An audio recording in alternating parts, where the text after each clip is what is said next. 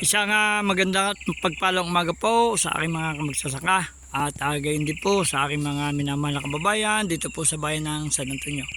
So ngayon pong araw na ito, ngayon pong umagang ito ay magsisimula na po akong mag-harvest ditong aking kalabasang tanim na ito po yung Sophia Ipan. Ano po, dahil may bayar rin po tayo at saka ito po ay harvestin na. Ito ganito lamang po ang pag-harvest na ano yun, na nahulog. Tama.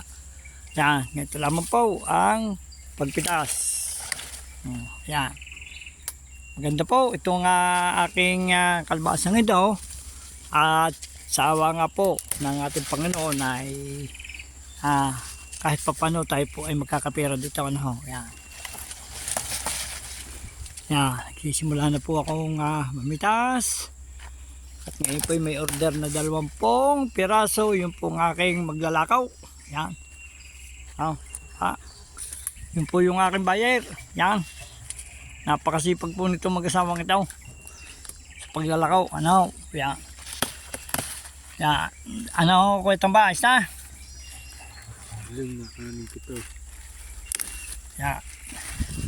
Ito ho ang aking tanim na kalabasa na ngayon nga po ay aking inaani na. Yan. Kailangan po pagpitas. Yan. So, sa inyo pong aking mga minamahal na kamagsasaka at mga kababayan, sa umaga pong ito lamang po ang aking nais na maipakita sa inyo. Ito pong aking tanim na kalabasa.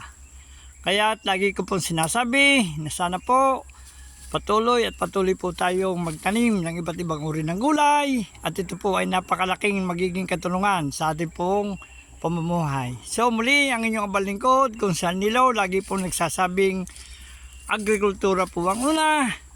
Mabuhay tayong mga magsasaka. Maraming pong salamat, mahal Panginoon.